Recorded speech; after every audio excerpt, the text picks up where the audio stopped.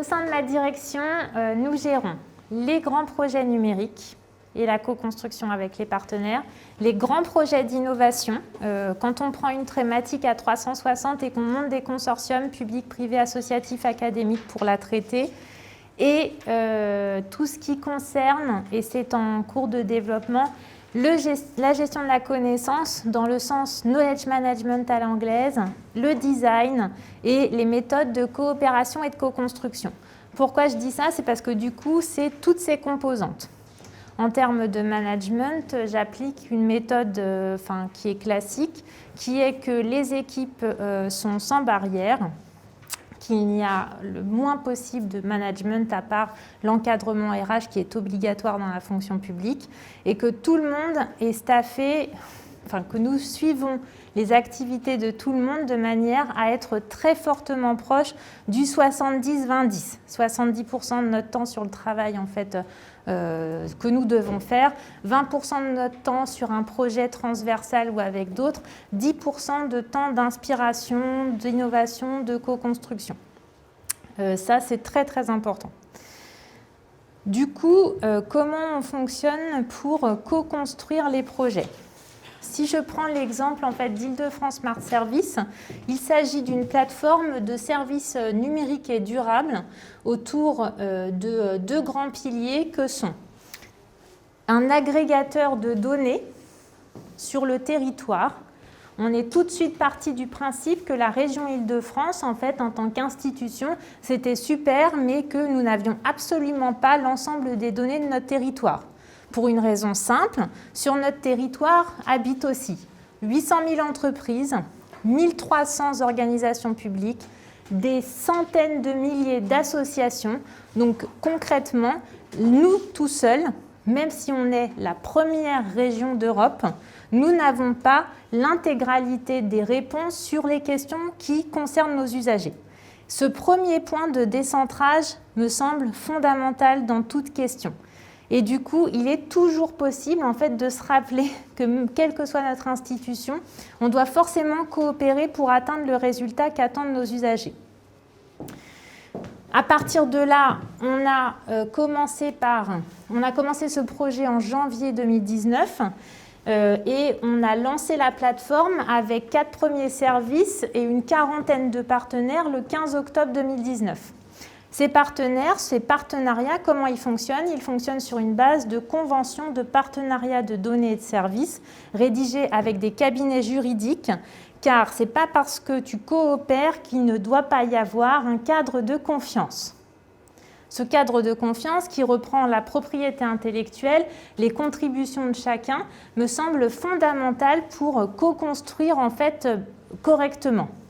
On connaît tous des cas de start-up en fait, qui ont fait plein de rendez-vous d'avant-vente avec des gros groupes et qui estiment qu'elles se sont fait un peu prendre leurs idées. On connaît plein de cas de groupes privés ou publics qui avaient une bonne idée et puis voilà, organiser en fait un système de confiance en amont de l'innovation, ça me semble être une pratique qui vraiment sécurise tout le monde. Deuxième point, une méthodologie claire en fait, et qu'on applique à chaque fois. La méthode, c'est qu'entre le début et la fin de la première version d'un service numérique, il y a 4 mois. Parce que le temps, c'est le facteur de création du partenariat. On co-construit les choses et c'est très difficile en fait, pour des partenaires publics ou privés de se dire « mais à quoi ça va servir que je donne des données ou que je fasse ci ou ça ou truc ?» Quand ils en arrivent, en fait, on fait 3 ateliers de 1h30 à 2h. Je vais vous prendre un autre service, on va prendre celui-là, tiens. Voilà, là, l'idée, c'était d'identifier toutes les zones en fait, de nature et de biodiversité en Île-de-France.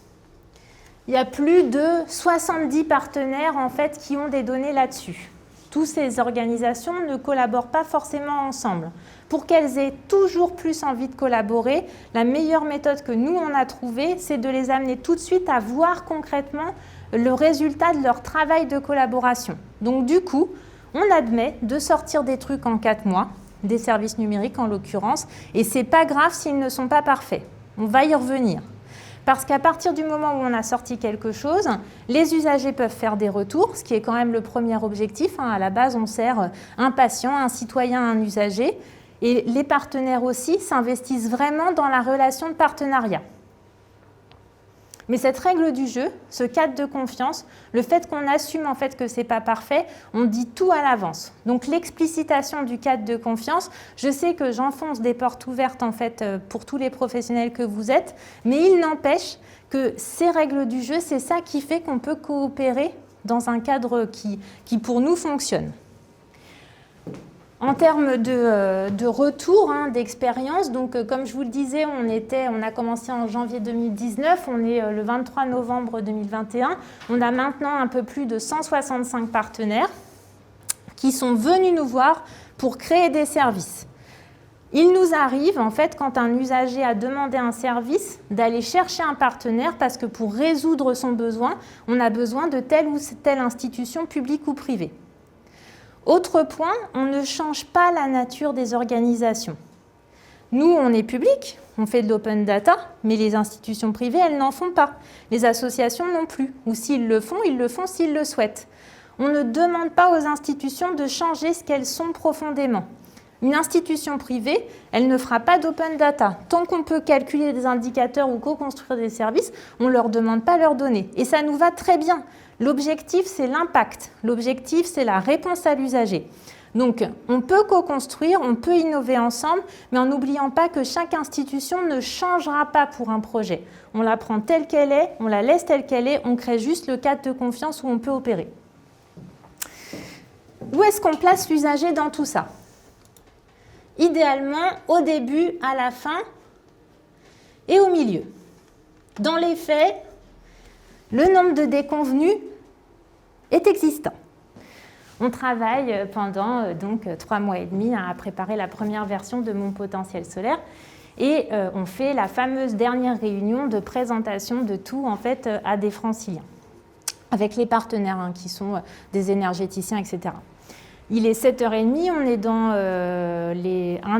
un des endroits en fait, de la région assez proche et du coup c'est le matin parce que les Franciliens travaillent en fait. On ne peut pas faire des réunions avec des usagers à 14h, ça ne marche pas. Et là, on leur montre en fait le truc sur lequel on est très fiers. Je vous montrerai parce que je suis quand même toujours très fière. Ils nous regardent, ils nous disent on ne comprend rien, on ne comprend pas le début, on ne comprend pas la fin. C'est super comme idée, mais on ne comprend rien. Les trucs qui nous semblaient évidents ne le sont pas. L'usager, en fait, il ne voit jamais le truc évident comme tu l'as vu. Et là, franchement, ça a été très dur de remobiliser les partenaires à 8h30 à la fin de ce fameux petit déjeuner pour dire « Si, l'idée est toujours bonne, mais nous n'avons pas été dans leur vision, leurs besoins. » Donc, je vais quand même vous montrer en fait le résultat. Mon potentiel solaire, c'est un service numérique en fait qui permet... où nous avons remodélisé en 3D les 2,5 millions de bâtiments de la région Île-de-France. Déjà, ça, c'est un premier point.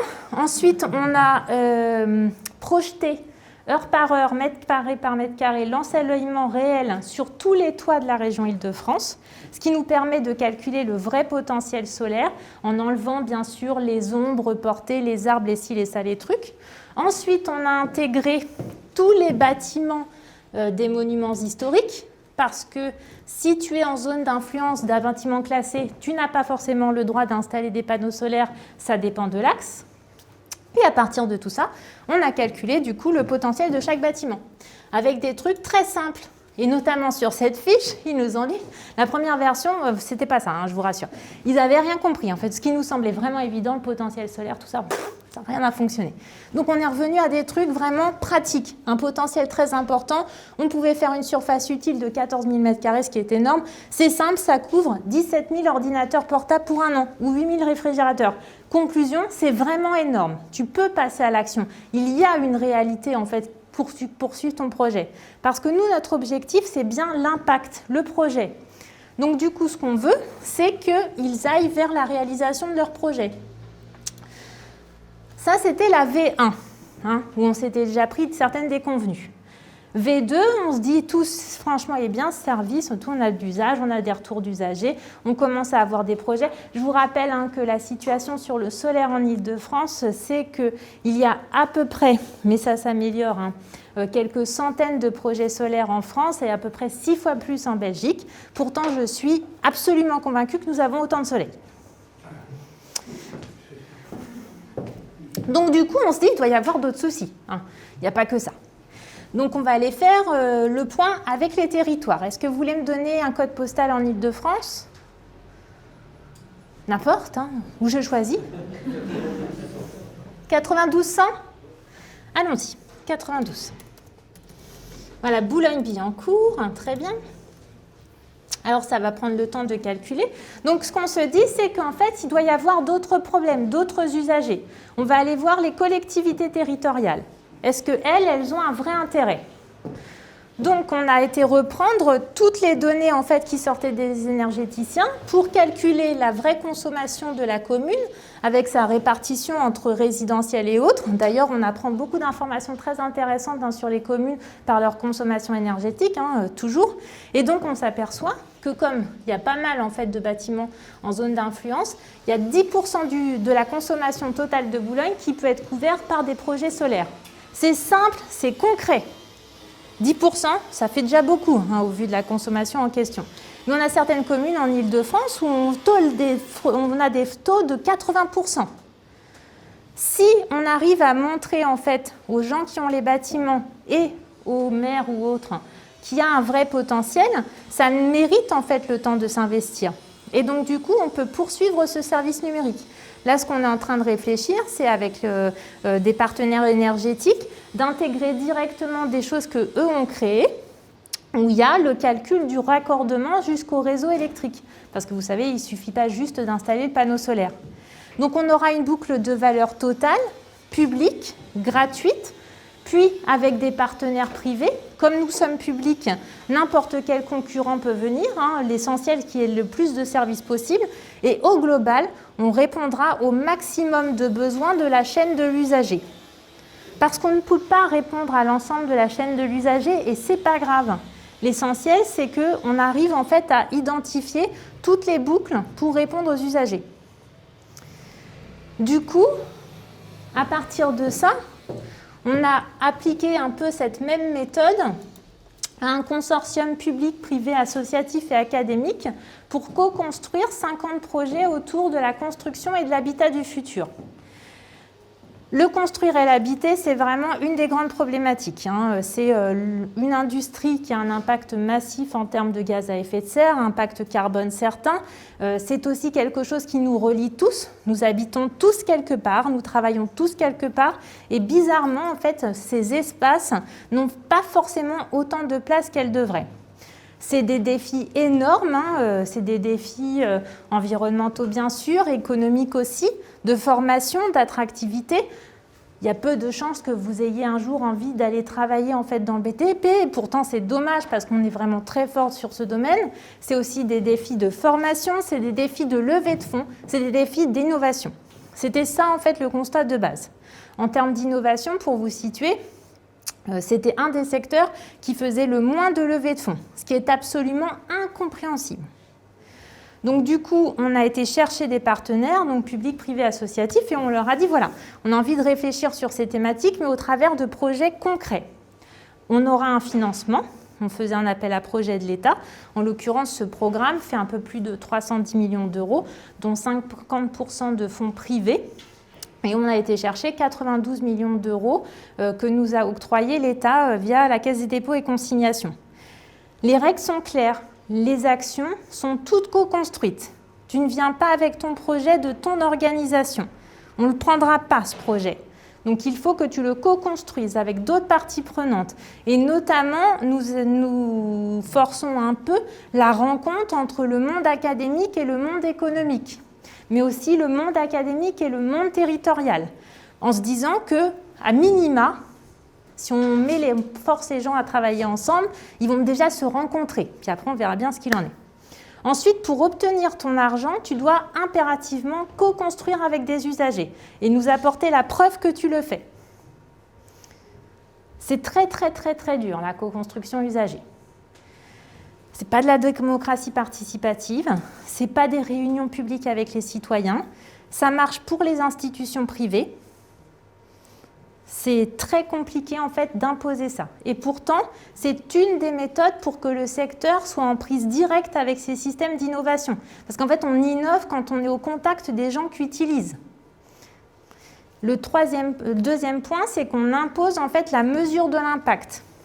Donc du coup, on a une méthode avec une grille et en partenariat aussi avec l'État où on suit les gaz à effet de serre évités, le nombre de mètres carrés réduit, enfin un certain nombre d'indicateurs et on pousse tout le monde à calculer tous les ans. Parce qu'en fait, c'est la culture du calcul qui fait qu'on peut changer un projet. On ne calcule pas pour se faire plaisir, on calcule parce que c'est comme ça en fait, qu'on s'aperçoit qu'on n'est plus dans la trajectoire. Et l'innovation continue. Mon point, c'est que pour innover, la méthode qu'on a prise, c'est une méthode où tout le monde connaît les règles, les accepte en venant dans les consortiums et accepte un certain nombre de choses pour obtenir d'autres choses. Ce cadre clair, en fait, nous donne la possibilité de vraiment innover. C'est très rassurant pour un COMEX de savoir dans quoi il s'engage. Pour une toute petite TPE, vous voyez en fait ce programme-là, donc c'est une association maintenant, loi 1901. On est une centaine de membres. La voie que nous avons prise, c'est que la région Île-de-France ou un très gros promoteur, une TPE, une PME, c'est une voix chacun. Personne n'a plus de voix. On vient pour les mêmes valeurs, pour la même envie. Les règles sont claires. Notre point, c'est que les COMEX, en fait, les maires de collectivités territoriales au sein de la région, on doit pouvoir annoncer des règles claires, on a un mandat clair, on peut innover parce que justement, les hiérarchies sont conscientes que c'est dans un cadre de confiance. Donc ça ne me paraît pas du tout antinomique, en fait, de fixer le cadre pour innover.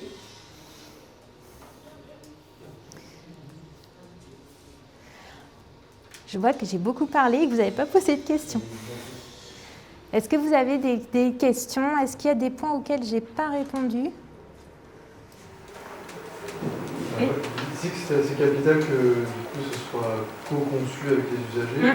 Et est-ce que du coup, vous êtes assez exigeant par rapport à ça? Est-ce que vous leur donnez des outils? Oui. Okay. Oui, alors tout à fait. Donc, dans l'équipe, en fait, j'ai une personne qui fait sa thèse aux mines sur les systèmes de co-construction. On a un comité de design utilisateur. On fait des actions de formation, sensibilisation. On peut même faire en fait des sessions d'accompagnement spécifiques. On leur a créé en fait des radars d'identification des usagers parce que le nombre de fois où on m'a dit « Oui, mais j'ai demandé à mon client ». Oui, mais celui qui n'est pas ton client, mais à qui tu lui as demandé, ça c'est un truc qui revient très souvent. Celui qui n'est pas ton client, tu lui as demandé?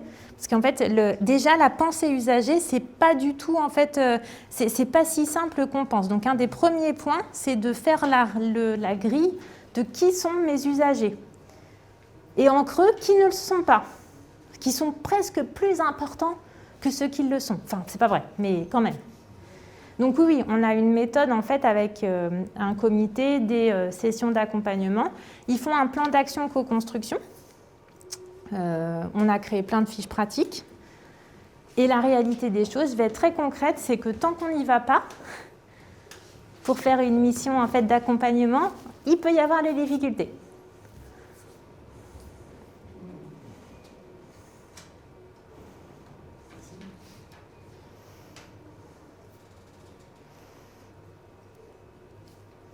Est-ce que vous avez d'autres questions? Est-ce que ça répond à certains de vos points initiaux?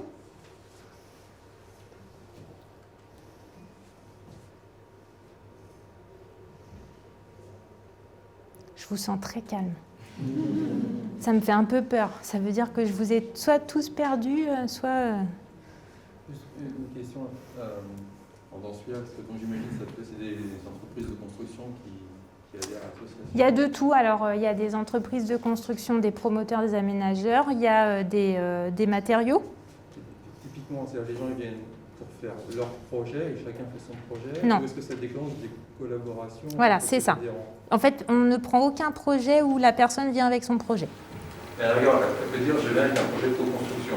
Voilà. Et donc, du coup, elle est dans les règles de faire la construction est-ce que le fait d'adhérer à l'association, ça fait qu'il vient à l'association pour tenir un peu support à la construction, plus trouver des partenaires? Oui, alors il y a plein d'externalités. Ça se fait naturellement. Alors il y a plein d'externalités, mais c'est un vrai point, c'est l'embarquement des nouveaux partenaires. C'est fondamental de faire ce fameux rendez-vous en fait d'embarquement, et on le fait aussi avec tous les partenaires de manière organisée tous les ans sur les valeurs et le cadre de travail. Il y a plein de gens en fait qui viennent maintenant pour adhérer et venir dans le programme, surtout qu'on est en train d'identifier une nouvelle série d'actions, parce que celles-là en fait on les a lancées en 2019, on a déjà 91% qui sont lancés, donc on est plutôt vers la fin en fait. Il y a des trucs à faire, je vous rassure, mais on a déjà fait plusieurs levées de fonds. Il y a quand même beaucoup de trucs qui sont déjà développés, on a des brevets, donc on cherche à identifier de nouvelles actions. Mais donc du coup, quand on a quelqu'un qui arrive, on explique très clairement à quoi il s'engage et c'est quoi notre système de confiance. Est-ce qu'il est d'accord avec ces valeurs? Est-ce que ça lui va? Et il peut très bien nous dire que ça ne lui va pas, c'est parfait. Et d'ailleurs, ce n'est pas pour ça qu'on ne va pas lui donner un coup de pouce, mais c'est juste qu'on opère dans un cadre. C'est le même pour tous.